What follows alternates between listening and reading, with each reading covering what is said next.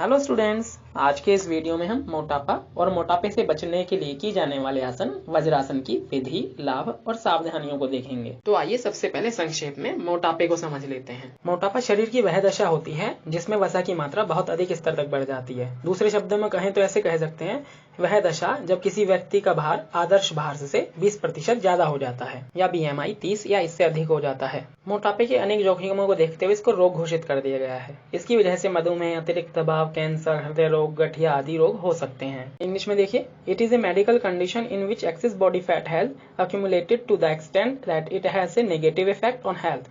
People are generally considered as obese when their BMI is over 30. BMI निकालने के लिए formula ये होगा, शरीर का भार बटे शरीर की ऊंचाई का स्क्वायर। इस तालिका के द्वारा हम नाप सकते हैं कि हम मोटापे की श्रेणी में आते हैं या नहीं। यदि हम वज्रासन, पादहस्तासन, ऊर्ध्वहस्तासन, त्रिकोणासन और अर्धमत्स्येंद्रासन आदि को नियमित रूप से करें तो मोटापे से बचे रह सकते हैं या इसको ठीक कर सकते हैं। वज्रासन एक बैठने की स्थिति में किया जाने वाला आसन है जिसमें इस तरीके से बैठा जाता है जैसे कि आप इस पिक्चर में देख रहे हैं। वज्रासन, जिसे वज्र मुद्रा या डायमंड पोज के नाम से भी जाना जाता है, थंडरबोल्ट पोज भी इसको कहते हैं, सबसे सरल आसन है जिसका आप पाचन क्रिया को बढ़ाने के लिए भोजन के बाद अभ्यास कर सकते हैं। यह एक ध्यानात्मक आसन है। वज्र का अर्थ होता है कठोर। वज्र का संस्कृत में मतलब हीरा है जो कि बहुत मजबूत होता है। मानव शरीर में एक नाड़ी है जिसे वज्र नाड़ी के नाम से जाना जाता है और ये जननांग अंगों से संबंधित होती है। वज्रासन इस नाड़ी को सशक्त बनाता है। यह सबसे अच्छा आसन है जिसे विशेषज्ञ एकाग्रता और ध्यान के लिए सुझाते हैं। चलिए अब देखते हैं वज्रासन करने की विधि कैसे किया जाता है। वज्रासन यानी कि प्रोसीजर ऑफ वज्रासना। इसमें सबसे पहले अपने दोनों पैरों को सामने फैला के बैठ जाएंगे। उसके बाद बाएं पैर को यानी कि लेफ्ट लेग को घुटने से मोड़ के बैठेंगे। उसके बाद दाएं पैर को भी, राइट लेग को भी घुटने से मोड़कर बैठ जाएंगे जैसा कि चित्र में देखा था। दोनों पैरों के अंगूठे एक दूसरे से मिला के रखेंगे और दोनों एड़ियों में अंतर बना के रखेंगे। शरीर को सीधा रखें। अपने दोनों हाथों की हथेलियों को घुटने पर रखेंगे और फिर धीरे धीरे शरीर को ढीला छोड़ें। आंख बंद करके रखें और धीरे धीरे लंबी और गहरी सांस लें और छोड़ें। इस आसन को आप जब तक आरामदायक महसूस करते हैं तब तक करें। शुरुआत में केवल 2 से 5 मिनट तक ही करें। तो इस तरीके से आपको कुछ देर बैठना है वज्रासन की स्थिति में। चलिए अब देखते हैं वज्रासन से हमें क्या लाभ प्राप्त होते हैं। पहला, शरीर को सुडौल बनाता है। दूसरा, मेटाबॉलिज्म को सही करके हमारा वजन कम करने में मददगार है। और तीसरा, रीढ़ की हड्डी को मजबूत बनाता है। वज्रासन करने से हमारा पाचन तंत्र मजबूत होता है और संबंधित रोग धीरे धीरे ठीक होने लगते हैं। इसे करते समय रक्त का संचार नाभि केंद्र की ओर रहता है जिससे जठराग्नि प्रदीप्त होती है और उदर वायु जैसी दिक्कतें नहीं होती।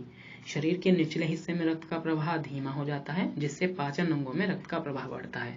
इससे पाचन तंत्र मजबूत होता है और एसिडिटी और अल्सर का असर कम होने लगता है। इस आसन को करते समय पेट के मध्य भाग पर सबसे अधिक दबाव होने से पेट और आंत पर हल्का दबाव पड़ता है जिससे कॉन्स्टिपेशन की दिक्कत भी दूर होती है। पांचवा लाभ है, वज्रासन से नितंब, कमर, जांघ पर जमी हुई अतिरिक्त चर्बी यानी कि फैट कम होता है।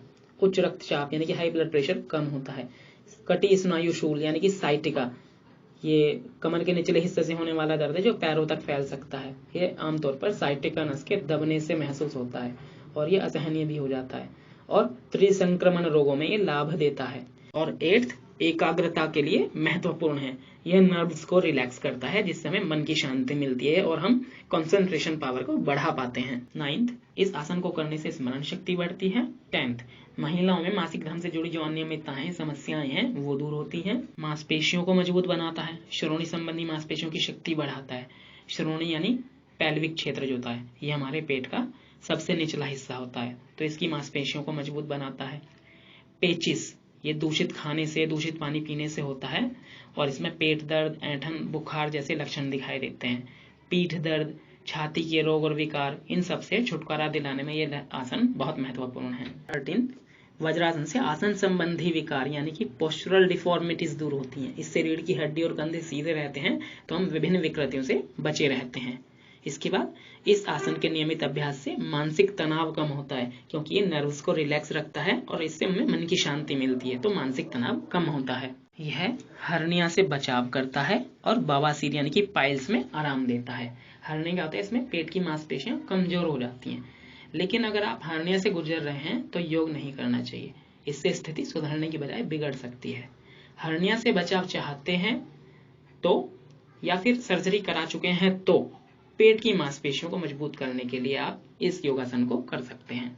चलिए और भी सावधानियां देख लेते हैं कि हमें और क्या सावधानी रखनी चाहिए। जोड़ों में दर्द होने पर यह आसन ना करें। एडी के रोगों से पीड़ित व्यक्ति वज्रासन ना करें। अगर वज्रासन करने पर कमर दर्द, स्पाइनल कॉलम की कोई समस्या, कमजोरी या चक्कर आने जैसी कोई समस्या हो तो आसन बंद कर दें और अपने डॉक्टर से परामर्श लें। तो स्टूडेंट्स, इस वीडियो में इतना ही। मोटापे को कम करने के लिए पादहस्तासन, ऊर्ध्वहस्तासन, त्रिकोणासन और अर्धमध्य चंद्रासन हम आगे की वीडियोस में देखेंगे। Thank you, have a nice day.